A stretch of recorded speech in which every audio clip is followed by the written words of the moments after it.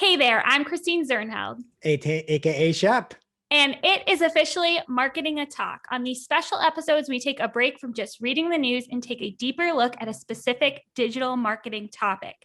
Today, we might actually be making some news because we are talking about new features coming to the Microsoft Audience Network, Microsoft Advertising's native ad platform. That is such a mouthful. These were all announced at the Elevate Summit on April 21st, but if you missed any of them, we're going to go through them all now, which is awesome. So just like our famous Friday news shows, you'll be able to catch this episode on YouTube if you want to see the smiling faces of our special guests. First, someone you may know, partner and digital marketer at Cypress North and co-host of Marketing O'Clock, Greg Finn, is here. Thank you for being Shep. Here, Greg. Just like every other week. Yeah. And we're also joined by Amanda Farley, accounts manager and partner at SSDM. Hi, Amanda. Good to see you. Hi. Thanks for having me. Thanks for being here. And finally, please welcome John Lee, head of evangelism at Microsoft Advertising. Thank you so much for being here, John. Yep. Thanks for having me. Thank you. And again, I will be hosting today, but I'm sure I will have a lot of questions and comments for John too, because we have some exciting stuff to get into. So let's get right to it. John, for people who are not familiar with the Microsoft Audience Network, can you give us a little bit of background of what we should be aware of? Absolutely. So it's native advertising in a nutshell. And this is a massive booming industry, and everyone's got some flavor of it. You know, Google Display is a bit of a misnomer because I don't even know what the percentage breakdown is, but a big chunk of that is native. Get Yahoo with their pieces, which is now Verizon Media. You name it, on and on and on and on. Native is a big, big piece. And so this is our take on that. And, you know, coming to the table with Microsoft properties, Outlook.com, the Edge browser, MSN, but also strategic quality partners. And that runs the gamut from, you know, weather.com, USA Today, but even CBS. And, you know, I think we've got Fox News and not Fox News, but like, you know, Fox Business and a couple other high quality sites. So, and that's an expanding publisher partnership system. But all of that is to say, okay, we've got native. We've also built a lot of really great features when you think audience targeting and how we approach search, but applying that now to native advertising. And so, again, if you're familiar with native, it's just our flavor, our take on that, bringing it to market. Awesome. And then Amanda and Greg, from the agency side, I just wanted you guys to give a quick overview of your experience with the Microsoft Audience Network, any overarching strategies, or who should be using this. I'll start with you, Greg. Yeah, I'm probably going to do the same thing. I've trained myself not to say Bing ads and say Microsoft Advertising, but almost too much. So right. If it's Microsoft, something with an A, you know, there's a good chance I might slip up as well. I mean, I think the big thing, you know, is additional reach, you know, and that's really who this is geared for is you know, going after specific audiences that make sense and doing it off of search, which is, you know, something that, you know, Bing does well with search, obviously Microsoft Bing rather, and, you know, and having that extra reach, I think is something that is so beneficial, and I'll kick it over to Amanda as well. Yes, and I've just been using the MCAN when I talk about it, when then nobody really knows what I'm talking about, and I think that's just because I've been hanging out with John too much talking about this stuff. But yeah, the Microsoft Advertising Network, I think, is a game changer just from a quality perspective, which is a lot of what our conversations have been about as we've been really pushing this forward at the agency and for clients. Because with some of the other platforms, like when you think about brand safety and that kind of thing, it gets really challenging. And with the way that things are running right now at Microsoft, like the network is just really high quality inventory. And then also from if you are interested in kind of B2B marketing or ABM marketing, where you want to pull in LinkedIn data and to be able to leverage that into native advertising, it's been really good. So yeah, definitely B2B advertisers are those looking for high quality placements and also targeting opportunities. It's great. Yeah. So, and if I may jump in, so, you know, Greg, one thing I heard you say is that, you know, extending search, and that's really where things started. So for those that have been on the Bing ads, now marketing advertising train for a while, we've been dabbling in the native space for some time and extending that off of search campaigns. And that was kind of the nascent egg, if you will, of where things have whatever the word is to come out of the egg, be born into what is now the Microsoft Audience Network. And we're still doing that, right? Where you can take a search campaign and extend it, right? And that's, I think, contextual targeting, using your keywords, right? To target the audience network. But we're also running pure audience ads campaigns, which would be analogous to what you might be doing on the Google Display Network. And then, Amanda, the LinkedIn profile targeting piece, when you think B2B, it's priceless, right? I can't speak enough positive to that, but it's for more than just B2B, and the demographics have proved that out. And I'll make sure to share some slides that can get included to talk to that. Yeah, and one other thing on that point before we get into some of the other items, John, when you had mentioned the search aspect, I think some people that have used the audience network along with search might see a whole new world in use after some of these cases here, right? And if you've done that before and not used it as what I think it really is, like, again, a fantastic native platform. Correct. I think you might want to reconsider and try this again and not have it be an extra add-on to search, but be its own channel. And I think that's one big takeaway I just want to let people know is if you run across it before and it didn't work for you, it does not mean that is the case today. Mm-hmm. Yeah, absolutely. I couldn't have said it better myself, Greg. Awesome. So let's get into our first big announcement, because the Microsoft Audience Network is expanding to new markets, right, John? Can you tell us more about that? Yeah, and I would put air quotes around new in that the United States and United Kingdom came out of beta and pilot status to be generally available, and that's great. A couple of months back, we've been doing testing in Canada, Australia, New Zealand. So really, the big news there is that those now also are out of beta, meaning that you don't need to raise your hand, say, "Hey, I want to be a tester." Anyone targeting those markets now has access. And that is not just the extending through a search campaign, but an isolated audience ads campaign. But we're also doing testing in France and Germany. And so I don't know the exact timeline of when those will come out of beta, but all that is to say, we're pushing this forward in a big way. And who knows, we may have a conversation in 6 months' time and have a whole handful of new markets to add to that list. That's great, because I know we have some clients that want to shift more budget to Microsoft, and that was like the only thing holding them back, was that they weren't more generally available. Amanda, are you excited about this change?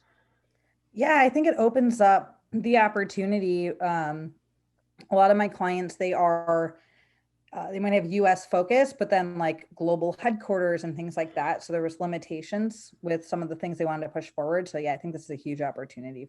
I was just going to say, just like historically, when I've had because again, for those that don't know, I was agency side before I came to Microsoft. And when I would have, relatively big clients, very rarely were they only US, right? Or just UK. Most businesses now are operating at some level of a global scale. And so we know that, we being Microsoft Advertising. And so driving to get there, right? We're pushing forward on that path. Anything to add, Greg? My only thing to add is that this is really welcomed at this time, I'd say, in digital advertising in general. And anybody that listens to the show knows that we're hashtag Team Microsoft Advertising here. But you can expand obviously your reach in these new locations while using a platform that you're familiar with and while being backed by Microsoft, that in my opinion, and I think in 99% of digital advertisers' opinions, have the best support and care the most about, clients. And I know that that's something that with Facebook all the time, you just see, and if you look at FB ads chat hashtag on Twitter, it's why did I get shut down here? Why did I get this? So I think that there's a lot of really appealing elements of this. And part of it, to be honest and to be candid, is Microsoft, right? That's what it's backed by and something that we're familiar with. Awesome. And I'm really excited about this next announcement I have on my list because there are new video ad capabilities coming, right, John? That is right. And so you can't be in digital advertising and not understand the value and importance of video, both on your landing pages and your website, but in advertising. I mean, there's the 800-pound gorilla in the room with YouTube, but the native advertising, big picture, has this really strong backbone of video. And so I don't have the data right in front of me. I did this morning, but something to the tune of $5 billion was dedicated to simply video on native advertising in 2020.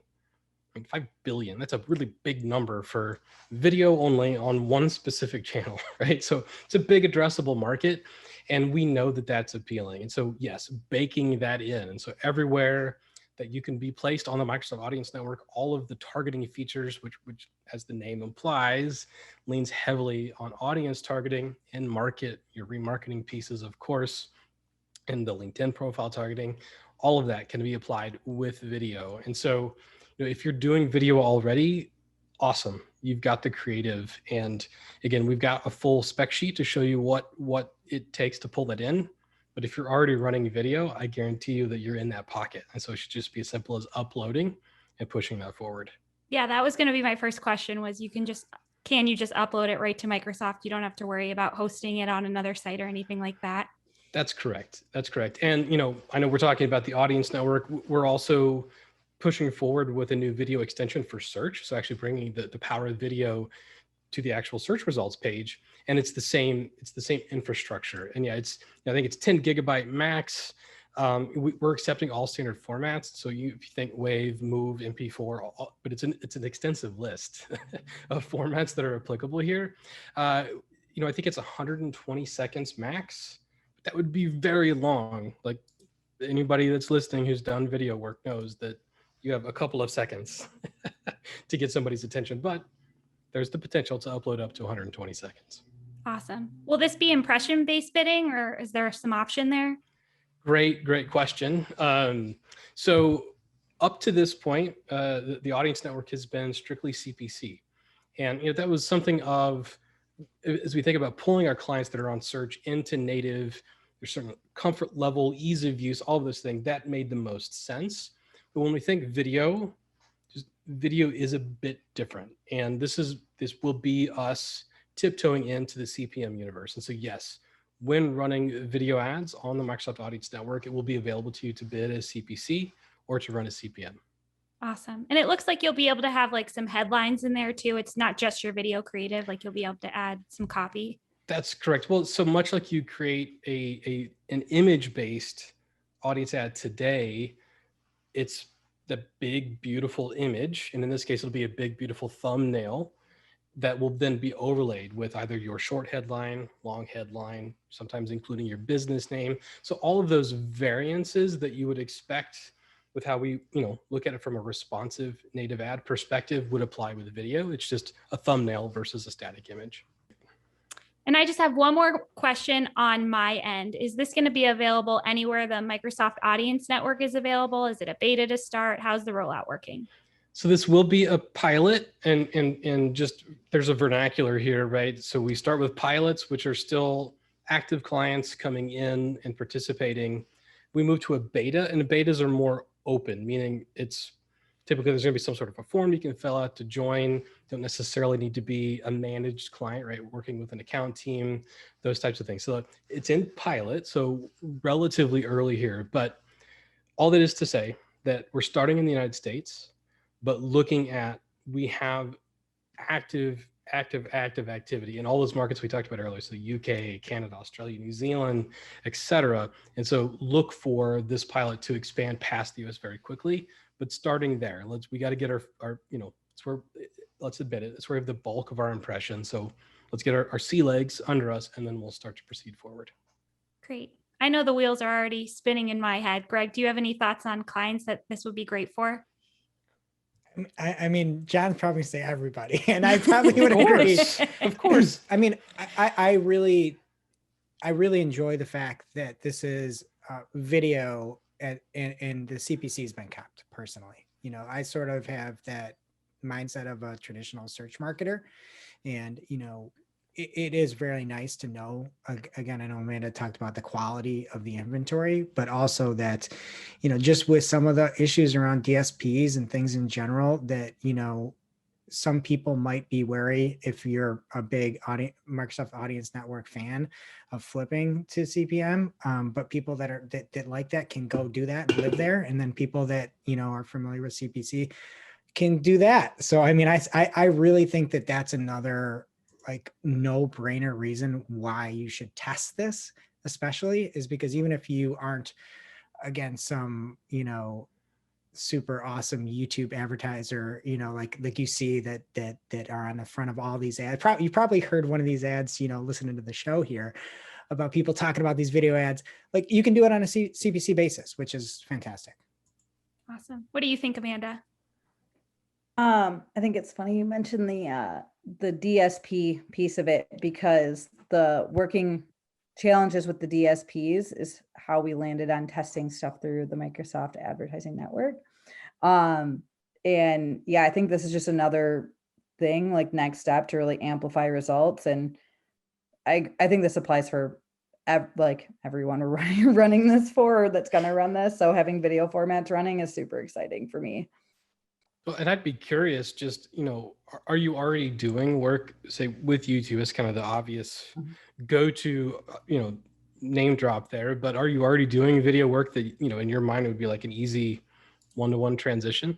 Yeah. And even, cause we also do a lot of, like multi-location work, and we do a lot of that through Facebook and Instagram. And we have a ton of video creative that's running, and of all different sizes and formats. So just thinking about pulling that in too, I think would be just, I think it's going to be great. So yeah, nice. YouTube for sure. But just even thinking about the social side of video. Very exciting. So many opportunities there. Okay, let's move on to our last announcement. This one was a big surprise to me, but there's so many possibilities here because there are new capabilities for Facebook advertisers with the Microsoft Audience Network, right, John? That's right. So for quite a long time, counted in years at this point, we've offered the ability, using APIs for our clients to bring their Google advertising campaigns over through an import process. And, that's proved very useful. And we have a lot of clients that depend on that. They even automate behind that just to have it automatically refresh anything new, keywords, ads, etc. So building on that and understanding that when we think native advertising, yes, we can get a lot of that addressable market for people that are active on Google Display, but where else might somebody be spending their time, their money that we aren't talking to, right? Who may not be the typical Google advertiser, the typical Google to Microsoft advertising advertiser. Facebook is near the top of that list, right? And so when we think about addressable market, when we think about the clear one-to-one corollaries, we think about just basic campaign structure and audience targeting variables, and then what we're doing with the creative, we can pull that in. And so there is an API available. We are connected to that. And so, yes, much like you do with Google today, you can plug in your login and just quickly say, yes, I want all campaigns, or I want that campaign to pull through, and set it to automatically update. So if you're going to be refreshing creative on the Facebook side frequently, and you want to make sure that gets carried over in a no-brainer way, you can do that now. So all that goodness that we've built over the years with the Google import is now coming to you fast and furious for Facebook as well. Great. So my first question, when I first read this, I thought it might be like the LinkedIn profile targeting, but it's different, right? We're not targeting people based on Facebook targeting, right? That is correct. So the relationship here is simply it's an API sync between our data, Facebook data, and we're simply looking at what we can read and what we can map to our system. So that has nothing to do with an audience that you've built, any of the custom audience, customer match type audiences you might have built there. It's more of, what is the campaign name? What's the budget? What do your ad sets look like? What were the bids? And then looking at the ads, both the copy, but also the image, and pulling all of that in. And when it comes to the audiences as well, and I need to double check myself here, but on the Google side, we're able to read your remarketing list rules. So, okay, how are you thinking of building your remarketing lists? If it's not available on day one, it will be shortly. If you'd be able to do the same with Facebook, say, okay, how do you have remarketing lists set to build? Not pulling the individuals in the audience, but the rule, carry that over and to start map going forward. And so it's really just making a map of what's in Facebook that can be in our system and just bringing it over. Okay, cool. And so this is a beta to start, right? That's correct. Yeah, much like we talked about with video, starting in the US and then opening up soon. But yeah, this is one where, we have conversations internally around, oh man, it's like we know the market, we know the scope and the scale, the potential that's there, and how do we get out and how do we talk to non-search buyers, right? Because we have something to offer them and that maybe we didn't, 2 years ago, 3 years ago. And so this is just another pathway. So personally, I'm excited, but I'm also, an ad geek. So maybe I'm biased. But no, I think it opens us up to a new audience. It's a new conversation to have. And when we can approach it with, we've got something to offer and we've made it super easy, super efficient for you to get up and running, I'm very optimistic about what that could be. Yeah, it sounds like there's so many possibilities here. Amanda, what do you think about how you could use this for your clients? I'm so excited at the streamline piece of this, and putting my ops hat on for a second. On client side, you don't have to go back and go through approvals and reviews and making sure all of that is happening, but you also don't have to go back to the creative team either. It's just, hey, we want to expand, and you just automatically do it. So from the user perspective, making it easy, but just even in that operational communication process, I think this is going to make things way better. And especially if you have top performing campaigns that are running already, and just being able to port those over into Microsoft, I think is a huge advantage. Yeah, sounds awesome. And now even with the last announcement, like you'll be able to import your video ads too, right, John? I'm not ready to answer that in the moment. I need to go and fact check that one. I don't know if we're ready for that just yet, but the writing is on the wall of what is possible. Awesome. Greg, what do you think about how you could use this for clients? I think Amanda kind of hit the nail on the head. And, especially if you aren't, like, sometimes there's different teams running different accounts, and you might be running just the display and search, and you might not have the assets to get from the team doing the Facebook, ads, and you could easily sync that over and get that instantly. I mean, that is phenomenal. That's, worth its weight in gold right there, just to be able to pull that through. The only thing, again, that I imagine John would be a proponent for as well is that, making sure that everything looks good, right? Like that's the one thing to double check. And it's like with any Google import you do as well to Microsoft advertising, like it helps you tremendously save time, but it's still that final check, the final tweaks, running through, making sure things are there, and then testing, but it saves so much potential time that I'm very excited about this. Yeah, so I just wrote an article, talking about automation, big picture, and I name dropped a few features here and there, but really, it's something that I've been a proponent of for a long time, and that is, yes, don't set it and forget it, right? That's the cheesy phrase, but automation requires strong input, and then it requires follow through as well, and so I tend to lump the imports, now that we have multiples, right? The Google and the Facebook, that's a form of automation, right? You're kind of skipping a few of those manual build steps to carry along. And again, that's why it's efficient. But if you're not doing that review of, does it look good? Did the copy come out the way I thought it would? Are the settings what I thought they should be? All of that, then, right, you're setting yourself up for failure, potential failure, right? So double check. And then, of course, test and test again. Yeah, especially with the targeting differences that you mentioned. I think that's something that you definitely want to double check after the import. Absolutely. Awesome. Is there anything else from the summit that you want to go over before we leave, John? Oh, goodness. Well, related to the Microsoft Audience Network, I don't believe so. There's a lot of stuff dropping, though, with Elevate this week. So hopefully you're all seeing, the tweets and the LinkedIn posts and countless articles coming out of everywhere. Yeah. but no, again, if anybody has questions, definitely hit me up. But with the audience network, these were the features that I think I was personally most excited about. So definitely happy to have been here and talking about them today. Yeah. And I know even on our show, we just have like another announcement for Microsoft advertising every week. You guys are rolling out stuff left and right. It's so exciting. Yeah, you just talked about the automotive piece, I think. Yeah. Last week. Yeah. Love fun that. Stuff.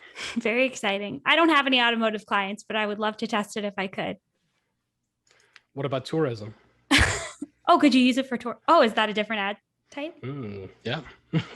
Ooh. Teasing. Perfect timing because it's all coming back now. It's all, well, and it's all getting announced at the same time, right? So yeah, tourism. So I think tours and activities as well as property. So, starting with hotels, but long-term think rentals and the like. So again, if you're in either of those spaces. That's awesome. So maybe Amanda and Greg, while we're here, do you guys have any thoughts about the future of the Microsoft Advertising Network or like new features you'd like to see? Amanda, I'll start with you.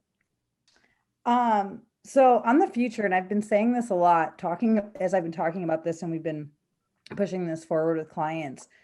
There's been a lot of talk in the industry about the platform wars and like just all the craziness. And I'm like, my money's on Microsoft. Just the way that you guys are thinking about it, the commitment to the users and the quality and just the innovation piece. It's just it's been really cool. So I'm excited for not just these, but all the next steps after that. It's been really great working on this stuff. So I love that we're your dark horse bet.